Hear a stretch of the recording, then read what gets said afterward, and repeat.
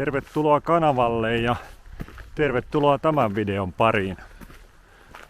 Tänään oli tarkoitus käydä kuvaamassa tuoda yhdellä laavulla. Meinasin sinne mennä, mutta olisi tarvinnut tommosen kahluusaappaat, jos olisi aikonut päästä perille.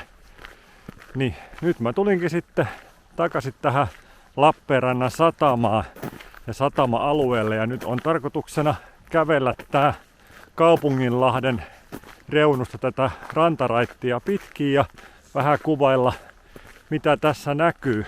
Ja itse asiassa taidan kuvata koko tämän reitin niin kuin katkeamatta yhdellä otolla. Pieni pyyntö tähän väliin. Jos näitä videoita katselet ja et ole vielä tilannut tätä mun kanavaa, niin tee se, oo ystävällinen. Se ei sulle maksa mitään, mutta se auttaa mua huomattavasti tämän kanavan katsojamäärän kasvattamisessa. Klikkaa myös sitä peukkua aina joskus ja kommenttejakin on mukava lukea. Mutta ei mitään, lähetään täältä niinku Pallonlahden puoleisesta päästä liikenteeseen kohti Myllysaarta ja Uimalaa.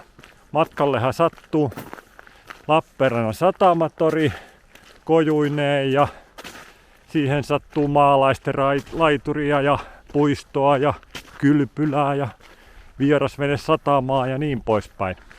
Toi satama, mikä tossa näkyy, niin ei ole vierasvenesatamaa, noi on varauspaikkoja. Ja no toi on uusiorakennus, toi tossa, mutta toi mikä itse asiassa nyt just meni tonne veneiden taa piiloon, vähän tuolta väleistä ilmeisesti näkyy, niin toi on noita vanhoja varuskunta kautta sotilasrakennuksia, mikä on tietysti nyt muussa käytössä. Samoin toi kivimuuri on ihan alkuperäistä Linnoituksen vallimuuria. Tällä alueellahan, niin kuin huomaatte, niin talvisäilytetään veneitä. Siitä on ollut kyllä vähän puheita viime aikoina, että tarvisiko niille etsiä joku toinen paikka. Mun mielestä sitä tarvetta ei ole ennen kuin tälle alueelle tulee jotain muuta talvikäyttöä. Ja sitä en ainakaan vielä mistään lukenut, että näin olisi tulossa. Tuolta nousee tommonen mäki ylös, se menee tonne Lappeenrannan linnoituksen päälle, mistä on tullut joskus jotain kuvailtua. Se on todella hieno alue, kannattaa ilman muuta tutustua. Ja kesäaikaan tässä on sitten samalla kohtaa vuokrattavissa kanottia ja suppilautaa ja kajakkia ja kaikkea sen sellaista.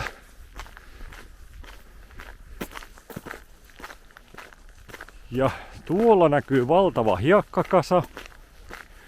Et tolla alueella tämän aidan vasemmalla puolella siinä on pomppulinnaa ja myyntikojua sun muuta ja sit siihen rakennetaan joka vuosi tosta hiekasta hiekkalinna. Siinä teema aina vaihtelee sen mukaan, että mikä on päätetty valita. Sitä on useita hiekanveistä ja ammattilaisia aina joka vuosi tekemässä. Ja tuolla on Satamatie 6 kahvila, joka on kuuluisan moneen kertaan palkitun kahvipaahtimon oma kahvila. Sielläkin kannattaa ehdottomasti poiketa. Joo, tossa on nyt toi hiekkakasa vähän lähempää. Tää rakennus tässä toimii sitten Hiekkalinnan alueen infopisteenä kesäisin.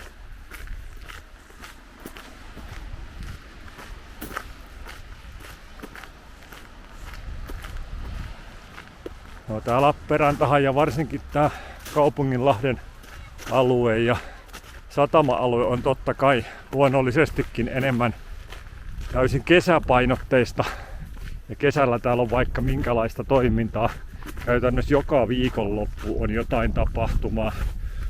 Plus että täällä sitten järjestetään tivolia ja kaikkea sellaista, konsertteja ja muuta tuossa aukiolla, mikä tuossa kohta sitten näkyy. Mutta toki talvisaikaankin on jotain, että taisi viime viikonloppuna just olla joku valotapahtuma, jos en ihan väärin muista. Tää veneiden säilytysalue, niin kuin näette, niin jatkuu tänne vaikka kuinka pitkälle. Jatkuu itse asiassa tossa tuon veneiden tankkauspisteen jälkeen vielä tuolla toisella puolellakin lähempänä toria. Jäälläkin näyttää vielä porukkaa liikkuva, vaikka on ollut plussaa jo pitkä. Itse en enää menisi, on sen verran arkajalkaton jäällä liikkumisen suhteen. Aina syksyllä odottaa niin pitkään, että taatusti on jäät paksut ennen kuin menee. Ja vastaavasti sitten tällä keväällä lopettaa aika aikaisin siellä liikkumisen. Juu, tää rakennus on sellainen, että tän tossa järven puolella on veneille tankkauspisteet ja laiturit. Sitten tässä on ruokalaa ja kaikkea tämmöistä palvelua. Se on yksityisen yrittäjän pitävän paikka. Hienoa, että tollastakin palvelua täältä alueelta löytyy.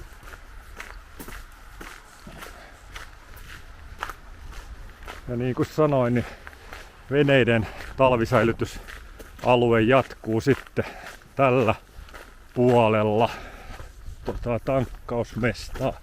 Jaha, auringon puolelta, mihin aurinko enemmän pääsee päiväsaikaan osumaan, niin on paikoin jo näemmä linnoituksen vallilta nurmikkokin näkyvissä. On onneksi kesä tulossa pikkuhiljaa. Tämmönen ikuinen paleliakin jaksaa sitten ja viittii sitten paremmin liikkua ulkosalla. Ja sit kun tosiaan noi metsäpolut ja muut taas vähän kuivaa, niin sitten pääsee sinnekin. Tai pääsissä sinne nyttekin, mutta ei tällainen mukavuuden haluinen luontotyyppi jaksa sinne kauheeseen loskaan mennä. Joo, en osaa sanoa kuinka paljon näitä veneitä täällä oikeasti on, mutta näitä on valtavasti. Purjeveneitä enimmäkseen tässä alueessa säilytetään talvella. Ne on tietysti hankalempia kuljetella kauemmas. Pienemmät moottoriveneet, niin ne on helpompi sitten trailerin päällä kuljettaa johonkin kotipihaan tai muuhun säilytykseen, että turhaan niistä sitten makselee hirveitä talvisäilytysmaksuja, jos ne voi omalla tontilla pitää.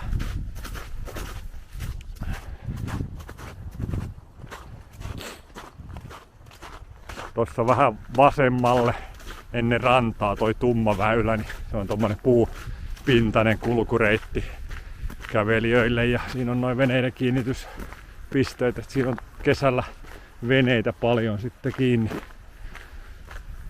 Mutta toki nyt on tyhjänä. Mä kävelen tätä pitkin ihan sen takia, kun toi puupinta on todella liukasta nyt.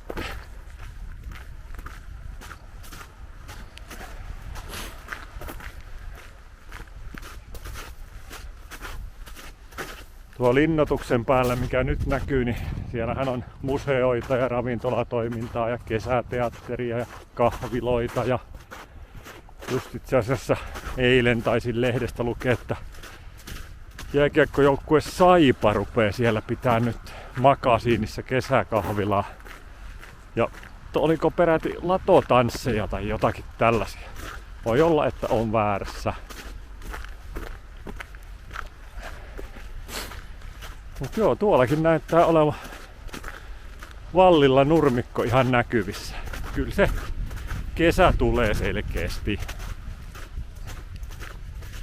Ja toi häkkyrä muuten, mikä tossa näkyy tuolla noin ton sinisen pressun tällä puolella, niin se on suihkulähteen kehikko. Toi suihkulähde laitetaan sitten taas, kun jäät on lähtenyt, niin tuohon keskelle kaupunginlahteen. Se tekee erilaisia vesisuihkuja, vähän jotenkin ohjelmoitu, en tiedä miten hän toimii. Jokuhan siinä on systeeminä. Mutta se on ihan kivan näköinen ja hyvän näköinen kyllä. Aika korkeallekin heittää vettä.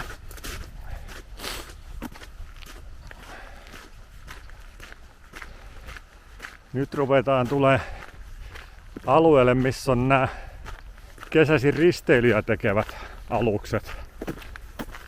Mä en tiedä, tää mikä tässä on nyt tää Karjalankoski, että mimmosta reittiä se tekee. Käsittääkseni sekin joku risteilyalus on. Mutta täytyy sanoa, että mun tiedot ei riitä, jotta kertoisin siitä teille, mutta netti varmaan kertoo. Mut sitten tää MS Karelia, niin tää on jo pitkään Saimaalla risteilyjä tehnyt ja tällä on risteilyjä järjestetty jo pitkään täällä. En tiedä kuinka on, niin kauan kun mä oon kaupungissa pyörinyt.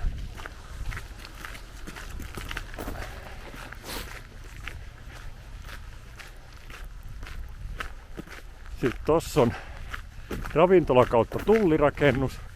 Tuolla tullilla nyt tietysti on varmasti aika vähän tällä hetkellä toimintaa ja tarvetta, koska ei laivaliikennettä Saimaan kanavaa pitkin Venäjältä nyt tuu noitten tapahtumien takia. Ja tässä on sitten taas Camilla. Se on kunnon ravintolalla varustettu laiva, mikä tekee risteilyjä. Tuossa muutaman kerran jossakin kaupungin liikuntatoimen järjestämillä tapahtumilla sun muilla ollut itsekin mukana.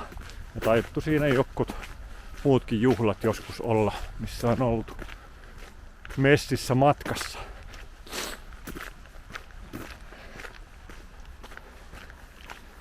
Toisten kanssa tiedä millaista risteilyä toi Margareetta tekee.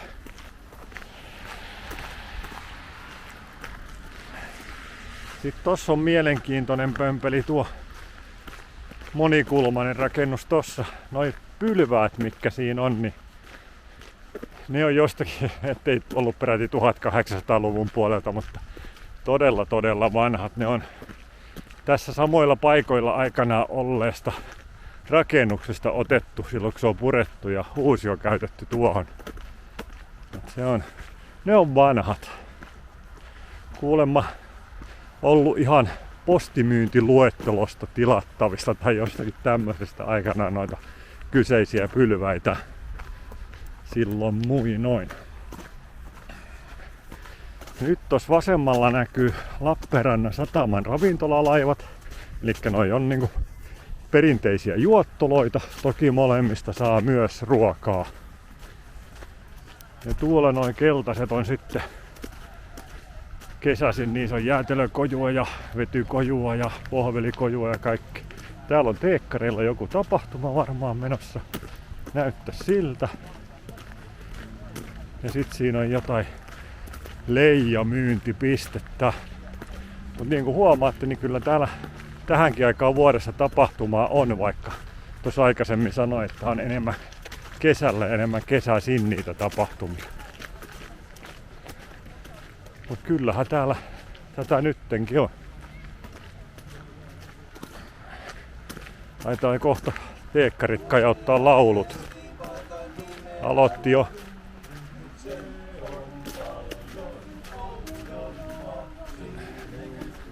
Enpähän tiennyt lähtiessäni, että täällä tommoinen tapahtuma on tänään.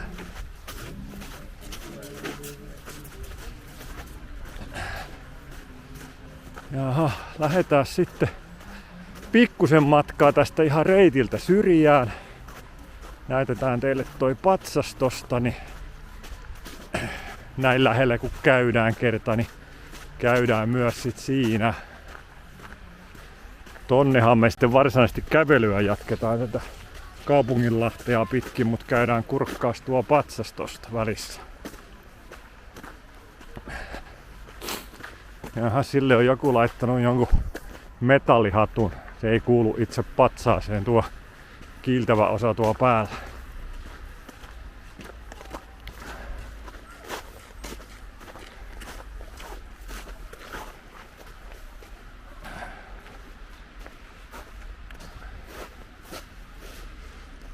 Se on kaunis Veera-patsas. Sitten tää pitäisi olla Pave Maijasen muistopatsas, mutta en tiedä onko se ton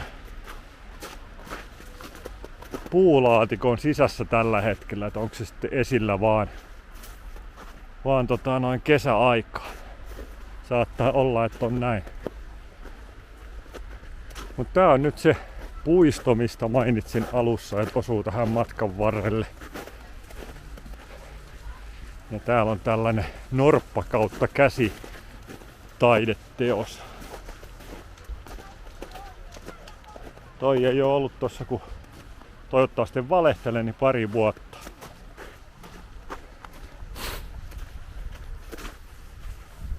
Ja tossa noitten ravintolalaivojen tällä puolella on se maalaisten laituri. Sekin on nimetty joskus kauan sitten sellaiseksi. Katoin jonkun historiikki-videon, missä se mainittiin olleen siinä joskus 60-luvulla. Ehkä toivottavasti en valehdellut taas. Mut joo, sitten tossa on vanha Lappeenrannan kylpylä. Tää on se niin sanotusti uudempi osio siitä.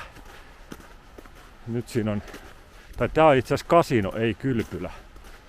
Lappeenrannan kasino. Nyt siinä on ravintolatoimintaa.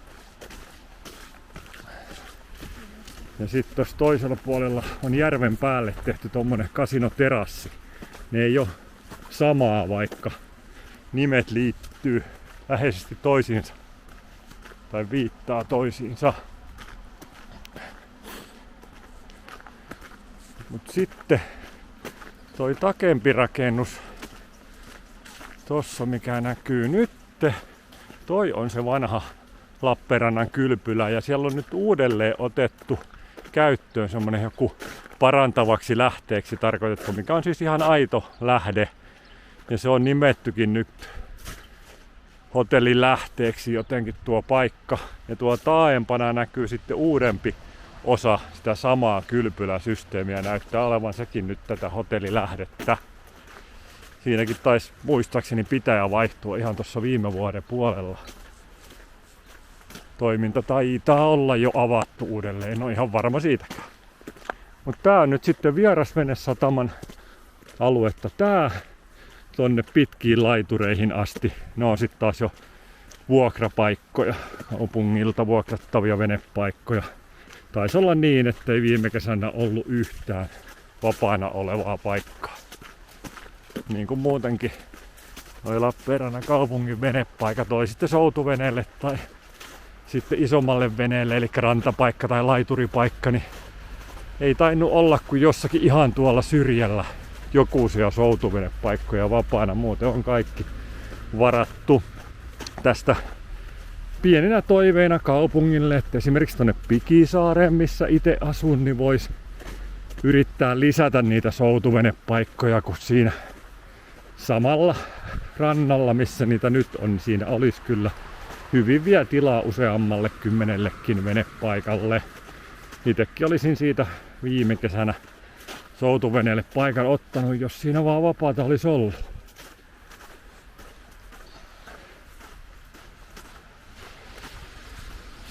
Mutta ei mitään, jatketaanhan taas vaan matkaa koko ajan. Tai ollaanhan me jatkettukin, eihän me olla tässä pysähdytty vissiin kertaakaan vielä. Eikä ole tarkoituskaan. Tosta tuli mieleen, kun tuolta hölkkäilee joku naisihminen vastaan, niin tää on todella suosittu hölkkä- ja juoksureitti kesäaikaan. Tää missä nyt mennään.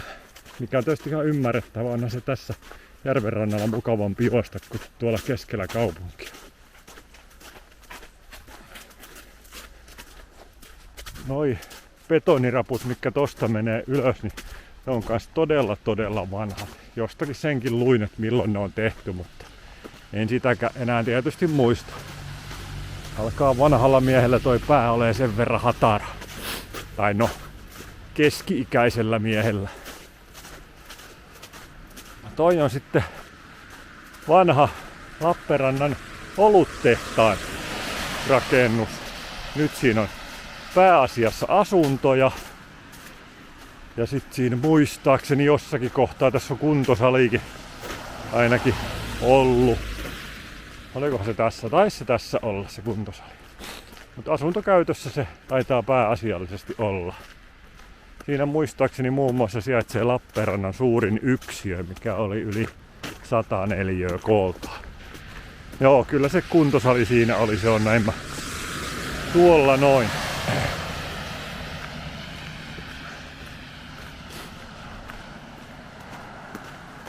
Joo, ja nää on nyt sit niitä pitkiä laitureita, mistä äsken mainitsin. Elikkä nää on kaikki sitten vuokrattavissa, mikäli siitä sattuisi vapautumaan tilaa. Ja nää talot tässä oikealla, noihin mä olisin halunnut muuttaa yhdessä vaiheessa, mutta en tiedä haluaisinko enää. Mä oon tosi tyytyväinen nyt tuohon nykyiseen asuinpaikkaan. Sitten tulee vastaan taas yksi semmonen Lappeenrannan historiallinen rakennus. Se on tuo kaarevalla päädyllä, kaarevalla osalla varustettu rakennus tossa. Siellä lukee vielä seinässä Nautilus. Siinä oli nyt viimeksi ravintola Nautilus, mutta käsittääkseni se lopetti jo toimintansa. Hienoksi remontoitu, hienoksi laitettu rakennus ja todella vanha alkuperältään tuo rakennus. Toivottavasti siihen löytyy uusi yrittäjä pitämään siinä ravintolaa tai jotain muuta toimintaa.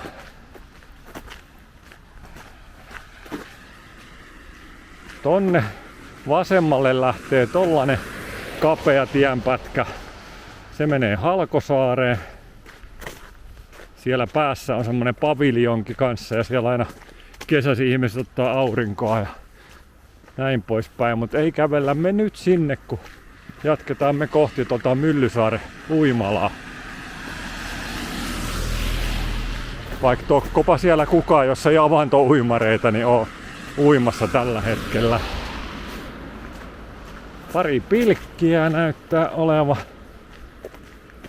Ei ollut tänään, mutta tässä joskus lähiaikoina oli jokut isot pilkkikisat, niistä näin mainoksen tossa eilen muistaakseni.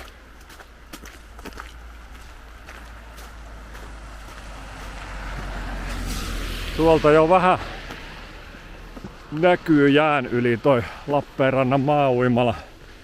Siinä on toi hyppytorni ja sit siinä kiertää iso laituri, minkä keskellä on sitten näin talvella avantouimareille pumpulla auki pidetty tai pumpulla auki pidettävä avanto. Mut siinä ei ole saunomismahdollisuutta, että siinä on vaan pukukopit, missä käydä vaatteet vaihtamassa. Ja ei kun pulahtamaan. Meikäläistä sinne ei saa. Siinä vaadittaisi jo aika ihmeitä. Toki jos tää video saa 10 000 katselukertaa, niin mä lupaan käydä ensi talvena avannossa.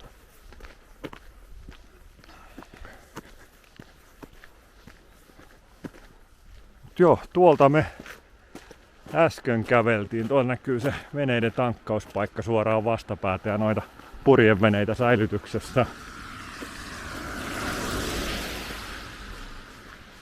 Toi mäki sit taas, mikä näkyy tuossa oikealla puolella nyt, niin sen päällä on Kimpisen urheilukeskus, missä on pidetty paljon Kalevan kisoja ja muita vastaavia isompia yleisurheilukilpailuja. Sitten toki paikallinen jalkapallo seura pelailee siellä samalla stadionilla sitten isommat ottelunsa.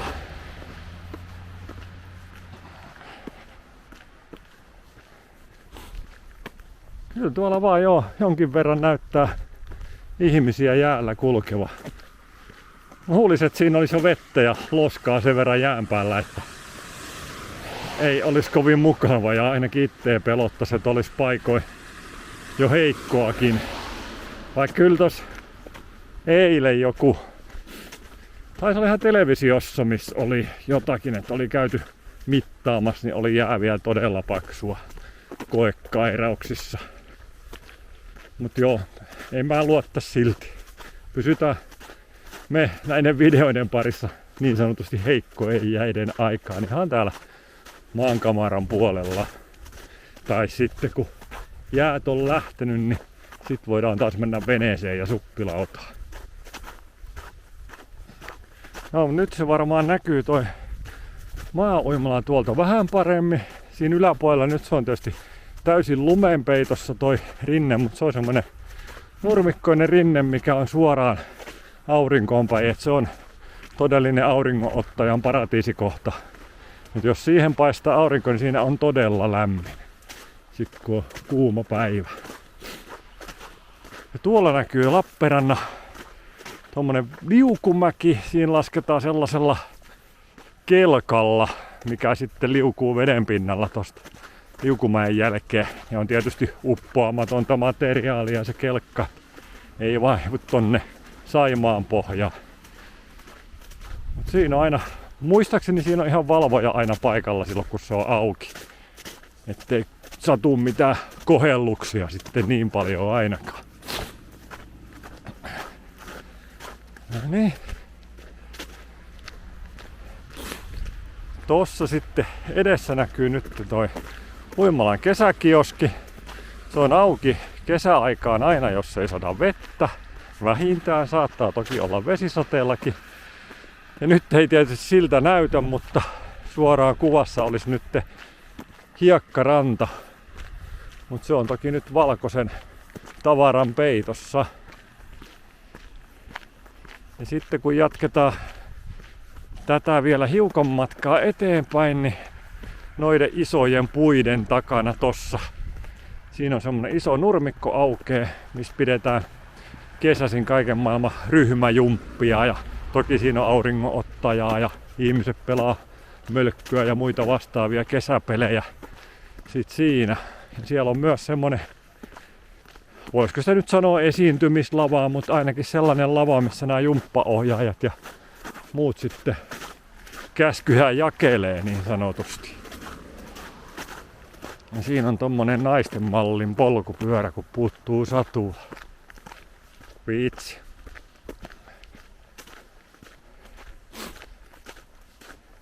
Joo. Tässä on nyt sitten tää nurmikko aukeaa, niin kuin näette. Hyvin vihreänä nurmikko siinä rehottelee. Ja sitten tuolla Tommäen päällä on Lappeenrannan tämmönen pienempi jalkapallokenttä. Tai kai se nyt samaan kokoinen on kuin muutkin jalkapallokentät, mutta siinä ei ole juuri katsomoa sun muuta. Että se on, sanotiko sitä takakentäksi vai alakentäksi. Mutta se on kuitenkin tollanen, missä harjoitellaan ja käsittääkseni myös jotain junnupelejä ja sun muita ihan pelataan ja koulut järjestää siinä sitten liikuntatunteja ja näin poispäin. Kävellään nyt vielä hetken matkaa sitten tonne Myllysaareen päin. Jaha, täälläkin on jotain tapahtumaa, kun kuuluu kova äänisistä puhetta. Mistäköhän tuo tulee? Ei varmaan kuulu kameraan, mutta tuoraan tuolta edestä jostakin tulee vaimeesti kova äänisistä puhetta. Ei se ainakaan tuossa Padel-kentällä ole, minkä noin keltaiset valoputket tuolta kuuluu Padel-kenttään. Ei ainakaan sieltä tuu, koska tokkopa pelataan paadelia nyt tämmöiseen aikaan vuodesta. Ainakaan ulkokentillä, kun on lunta täynnä.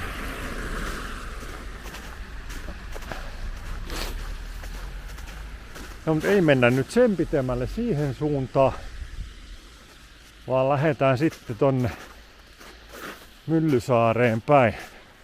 Otetaan hetken aikaa, kun sieltä tulee näemmä just auto, niin ei saada kuraa varpaille. Tai ettehän te tietysti sais, vaan minä pelkästään. En tiedä, tuliko he avantouintipaikalta.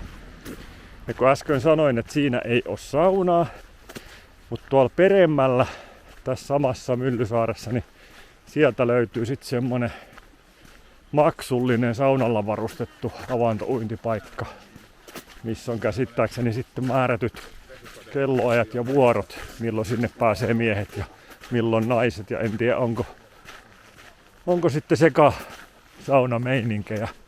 Tosissaan niin kuin aikaisemmin sanoin, niin en ole mikään avantouimari. Ikuinen palelija, niin en todellakaan.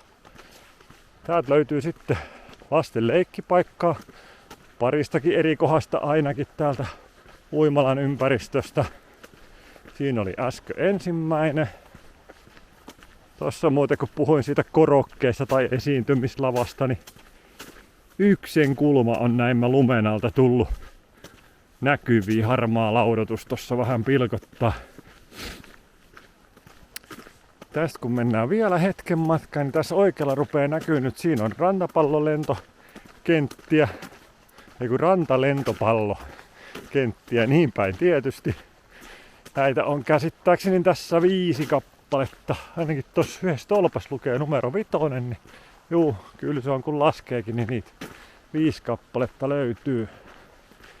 Ja nyt se uimaranta näkyy tuolta välistä ja toi on se kesäkioski kautta ravintola tossa, toi, missä on sinisiä ovia, vessanovia tälle puolelle. Taas täältä tulee yksi auto vastaan. Onkohan siellä maksullisella saunalla ollut naisten vuoro justiinsa menossa, kun näyttää olevan naisihmisiä noissa autoissa pelkästään. Täältä tulee sitten seuraava lasten leikkipaikka. Tää on sillai hyvällä kohtaan. Tässä on toi liukumäki, mistä puhuin aikaisemmin tuossa vasemmalla. Ja sitten tästä kattoen suoraan ton leikkipaikan takana on lasten uimaranta. Todella loiva ja mukava pohjainen uimaranta. Ja sieltä takaa näkyy sitten toi hyppytorni.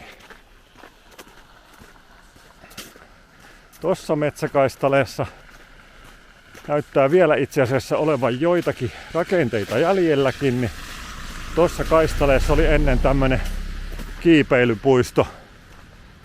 Mutta sille ei löytynyt ilmeisesti jatkaja, vai eikö sitten ollut kannattavaa toimintaa, että se suht pian ei niin kovin montaakaan vuotta ollut käytössä, niin lakkas olemasta toiminnassa. Kyllä tuo näyttää vielä noita korokkeita ja vaijereitakin menevä. Et ihan kaikkea ei ole purettu pois. Taitaa olla jäljellä ne, mitkä on niinku pystytetyissä tolpissa, ja sitten noista luonnonpuista, kasvavista puista on purettu rakenteet pois. Tämmönen pikkunen mäki tänne nousee, ja jos kamerakuvassa näkyy, niin Lappeenrannan linnoitus on tuolla vastapäätä, ja sen rannalla ja reunallahan me äsken käveltiin tämän videon alussa sitten tänne päin. Tuolla näkyy oikealla tommosia rakennuksia. Siinä on Melonta seuran ja yhdistys, mikähän sit onkaan, niin heidän tiloja.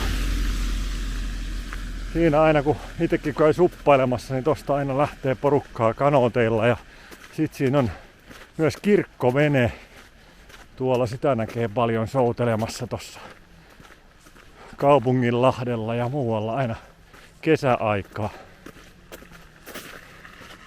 Nyt purkataan vähän sinne päin.